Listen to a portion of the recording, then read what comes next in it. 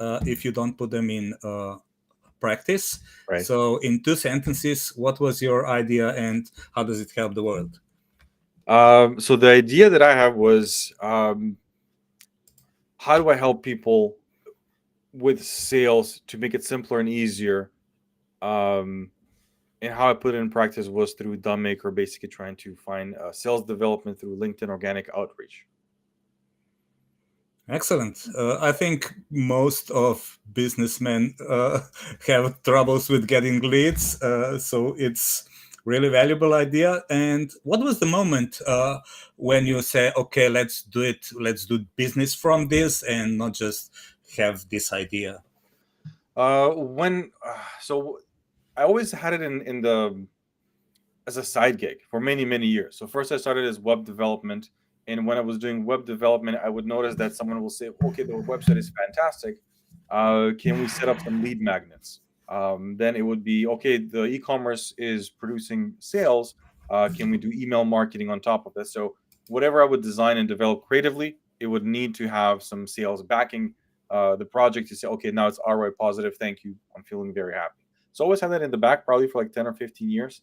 And I would say after the pandemic, that's when my final job was as a director of national sales and marketing, and most of the stuff that I was doing and practicing, how I was finding prospects, how I was closing deals, how I was developing sales opportunities, I kind of took that, and after the pandemic I applied that into the business that is today Maker. And the reason why that was the perfect timing was because I worked for a company that did private school uniform supplier. So schools were out of business. Therefore, everybody was laid off. And I was like, well, you know what? I do have clients. I've been working on these things on the side for a long time.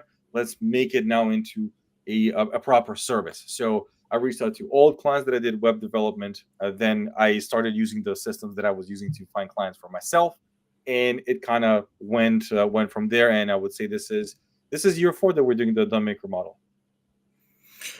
If you would start again, if you would a few years ago at the beginning of the pandemic, would you do something different, or do you think that you somehow find the right path? Um, I think there's a huge amount of luck. Like I did not choose digital media because I was super smart about that. It just turned out after the pandemic that everybody had to have an online presence. Orders were taken online. So I would definitely attribute that to pure luck. Yes, I was doing web development and I was doing digital marketing for years before that. And I was Mhm. always having that on the side, but it was pure luck that I just loved doing that. That after the pandemic, it was just something that had to be included in every business. So if I had to start and do it again, I would just do it sooner. Yes, yes, and that's I think a lot of people tell me that. A lot of people tell me that on two things. One is for the leaders, they said they would do the difficult conversation sooner because before they escalate into some not wanted behavior.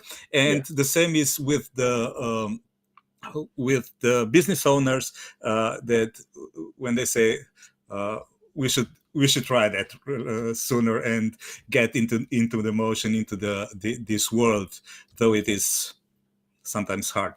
I agree. I agree. I think we find a lot of excuses, and I don't think I'm different from anybody that like 90% of people that started. You want that safety and security in your 9 to 5 because you might have a family. When I started this, my son was a couple of months old, so I already had my daughter, and my son was a couple of months old. So that was a lot of pressure to make sure that this really works. Give it 100. There was no option for failure, basically. Give it Mhm. 110%. That's great. That gives you that motivation that sometimes lack if you have some Yeah, backup. that's right. It's And I feel like that kind of push was something that was just not there before. Before you were like, well, I can find a better one. I can apply myself in a bigger organization because at least for my journey, I felt like I'm not. I didn't like to use the word expert at all. I was like, I'm not an expert. I know stuff, and then I would talk to people, and they will say, well, you know, so many things that believe me, 90% of people don't apply it in their business, especially in sales. And I had that belief, and again, it's a belief that I'm not an expert. I'm just someone that does sales. I'm pretty good at it. I'm happy doing it. I like digital marketing. I can come up with strategies. They do produce results, and I'm kind of okay. That was my mindset, I would say, for a very long time. And I think that was probably a big player why I didn't started it. And once I did kind of make that idea into a reality, I think definitely it was the everything was set in stone. Like there's no backing. Like it has to work. I have a family. My son is here now. He's a couple of months old. This has to work. And I think that kind of there is no safety net now. That was a different feeling, I would say. Okay, we have a guest. Unexpected, but shall we accept her? Sure. Yeah. Yeah. Hi, Tiffany. You're on. Hi there. How are you? Oh, fine, thanks. Would you share something with us? Sure, absolutely. I'm Tiffany Corbett, and I'm owner of Business 5 Star and Studio 213. Awesome. Well, Tiffany, I think we have our appointment for the next Tuesday. But I'm glad you came here, and I'm glad we have us. I think that's a little misunderstanding. But Well, I will see you next Tuesday, and I thank you for the surprise pop-in visit. I apologize. no I got problem. so excited. So I will see Okay. you next Okay. Thank you. Have fun. Bye. Oh, things happen in life. Okay. Yeah, this is live, right? Women occur in our lives. Okay. So tell me more about how do you approach your client, or how do you help them with, and I'll then share my own experience with you. So when it comes to LinkedIn, there is everybody knows it's a good place for B2B, and it definitely is a really good place for B2B services and service providers. My experience is that everybody's flooding it with automation. So the way that I do it, I don't use any automations. Basically, it's my experience in sales, my experience in marketing, the way that I would talk to people, the way that I phrase sentences, the way that I create the target lists. Those are all things that I just did it for sales for a long time. And I feel like a lot of business owners, a lot of entrepreneurs are misled by automation tools, because the tool is there. It's a tool, but you will destroy your connection rate. You will destroy your reach. You will not have the same impact. You will blame it on the algorithm, but it doesn't work like that. The tool, the automation providers, they know this is just a tool. You need to write your messages.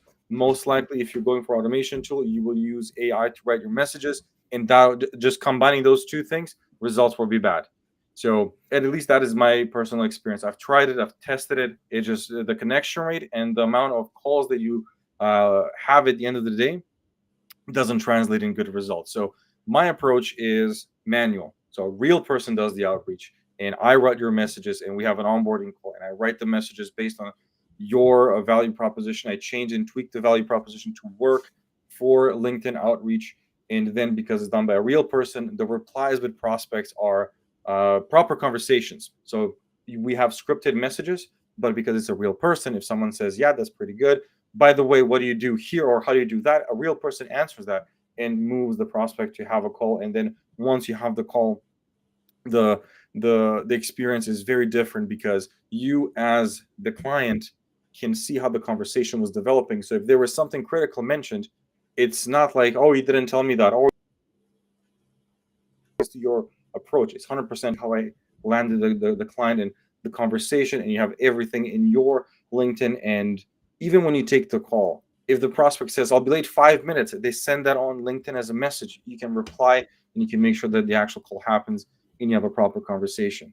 Because everything is done targeted, because I bring sales and marketing from real life, so it's not like AI written messages, and the targeting and the messaging is done manually, the results are pretty good. And if you're doing B2B, you have to have several touch points. It's not like B2C, where you can be like, here's a coupon, go to the website, exclusive for you. You want it, you need it, fantastic. I did some SEO. I know you searched for that. It's a very different ball game for B2B.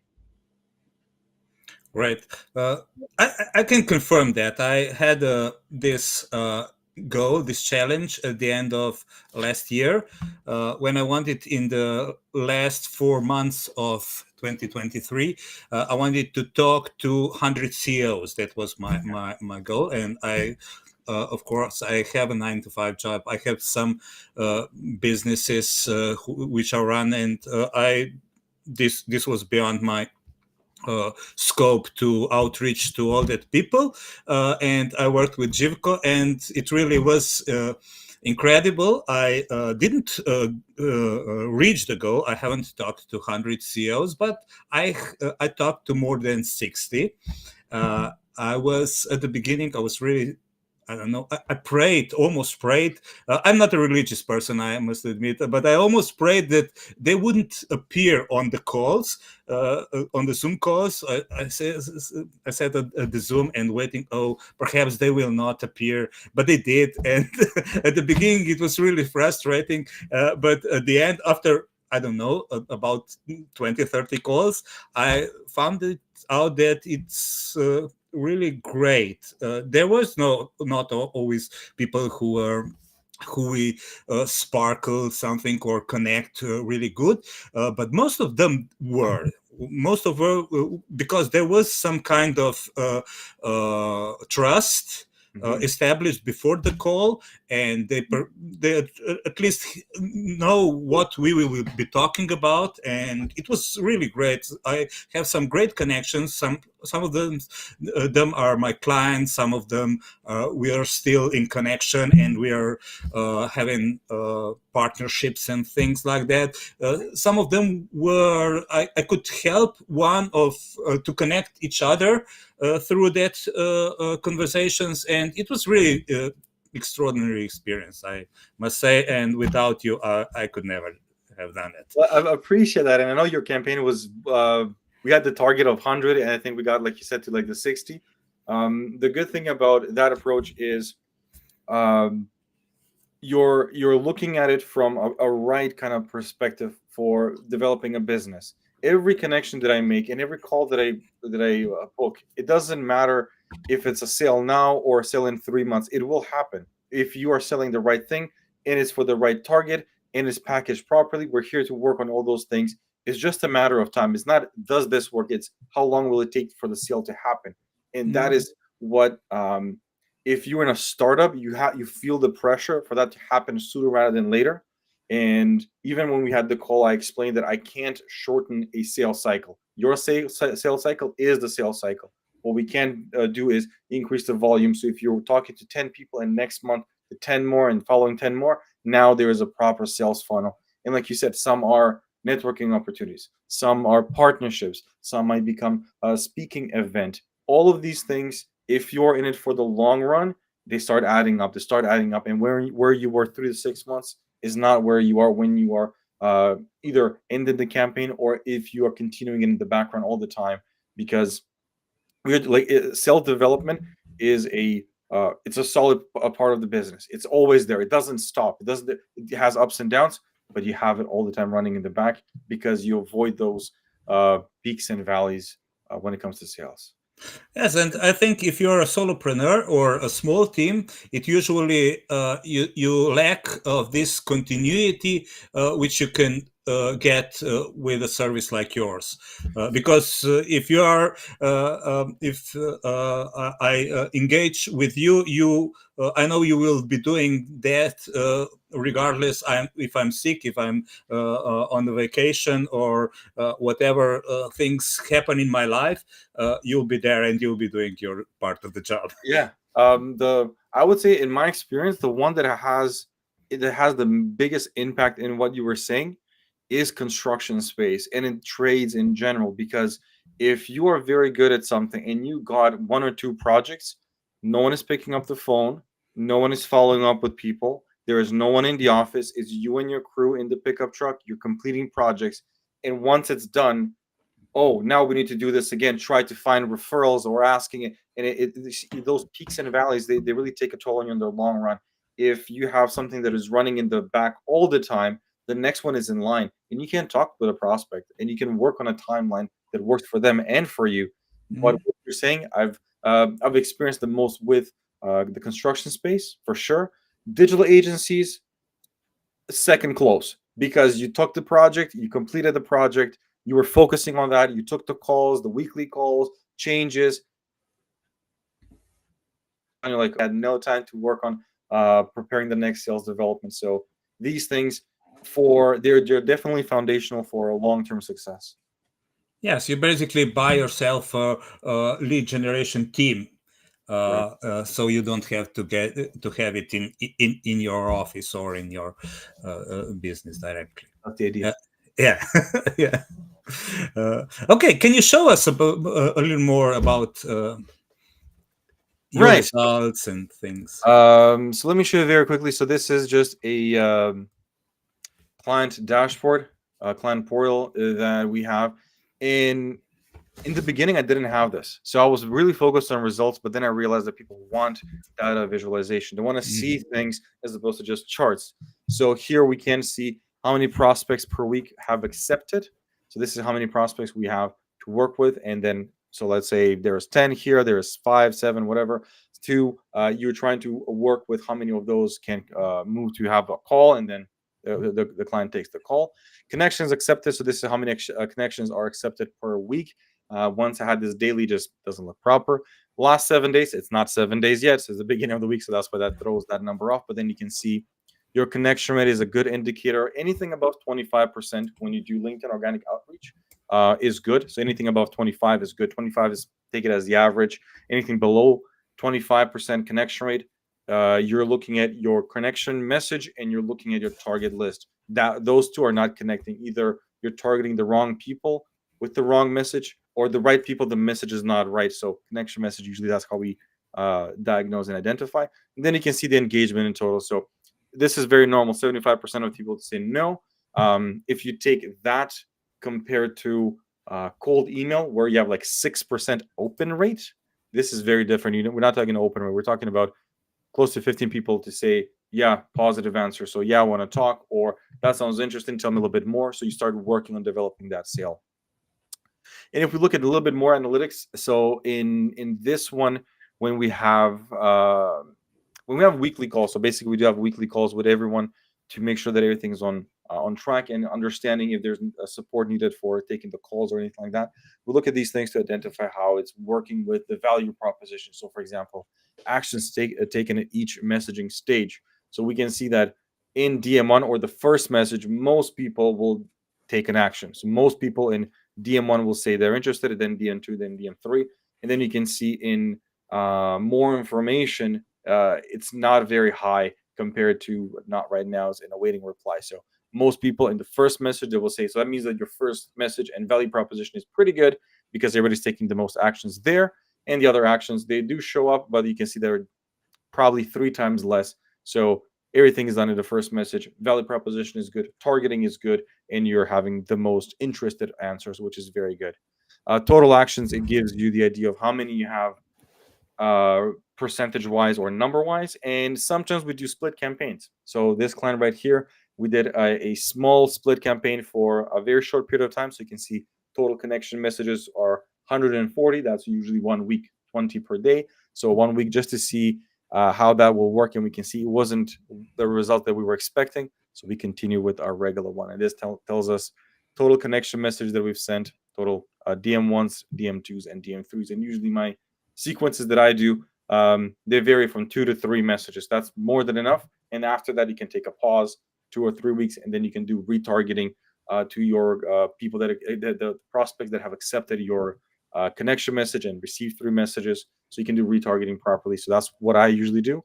But split campaigns is very good if you have two different verticals, or if you are working on 2 different value proposition, 2 offers. So you're sending 2 different messages to the same list, or you have 2 lists with the same message, or 2 messages, 2 lists, because you're testing 2 different things. So that's kind of how we have the basic analytics that we look for identifying what's a good versus what is a bad performing campaign. And this one, it's a pretty good performing campaign.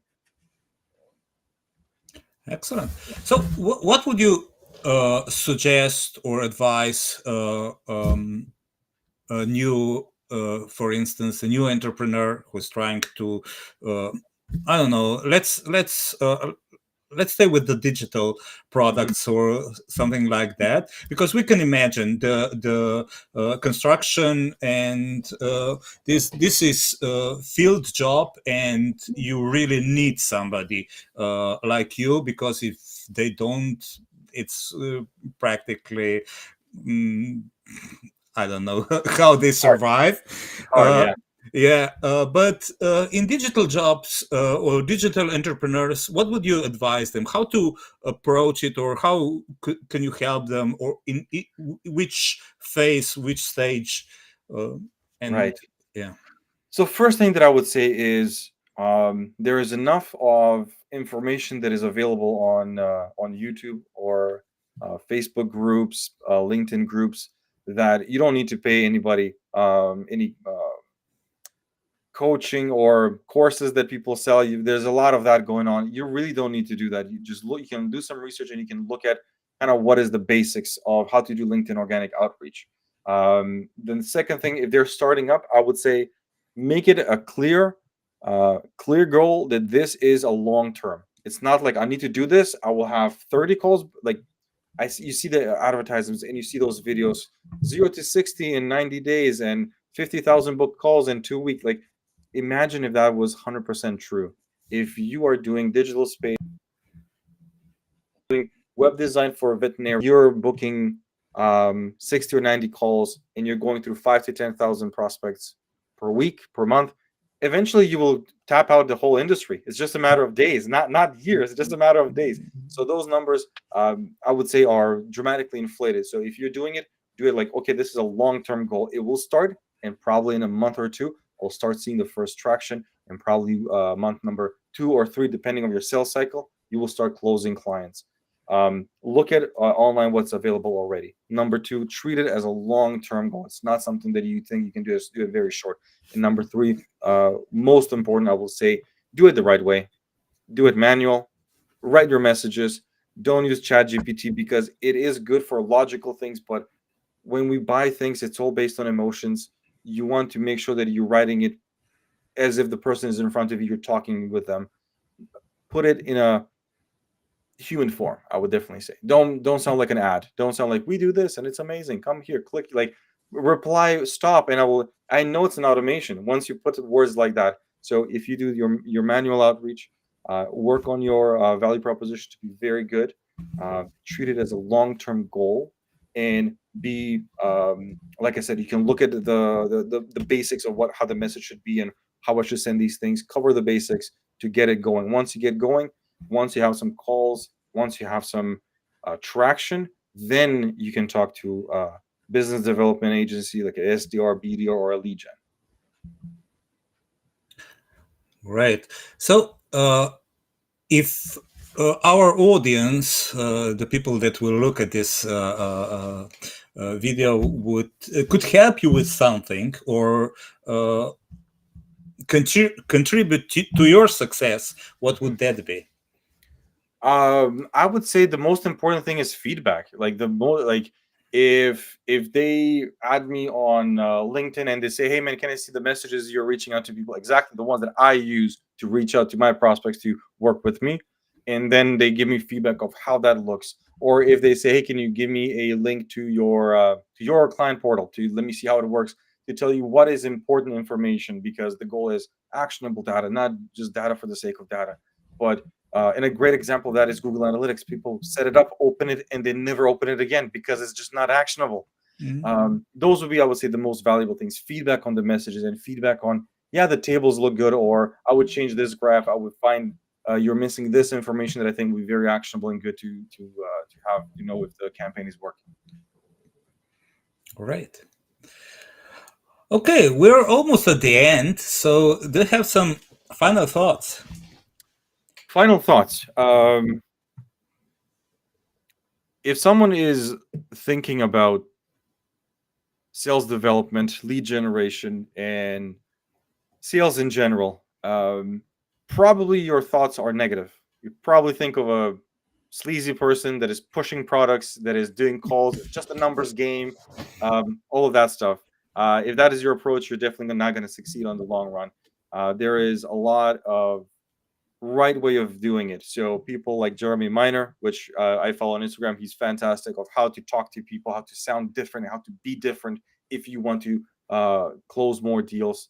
People like Chris Voss, Never Split the Difference. Like if you're in sales and if you haven't read that book, definitely today, right away, because it will help you understand that there is someone on the other side, that there is something that they're hiding because you're a stranger. There's nothing wrong in that. You're just a stranger. They don't want to tell you how to get to the right answer, how to get to the best way of, if it's a possibility to work with. No is normal, but sometimes if there is, kind of negotiating and communicating properly.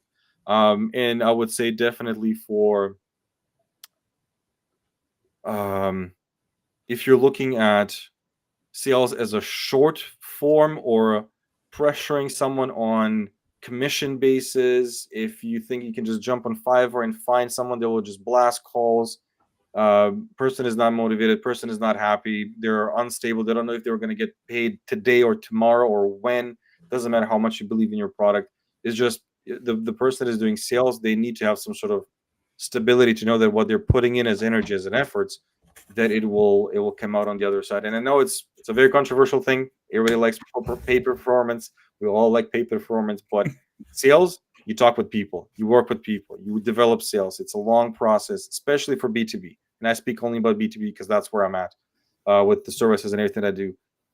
You have a real person. You have to treat it like long term, set them up properly, give them everything that they need, and definitely educate yourself how to be different, how to properly negotiate and talk to people, because sale will happen if there is a problem that you're solving and they like you as a person. Basically, you are honest, you're genuine, you're transparent, and you can actually solve the problem that they have, as opposed to pushing some random product.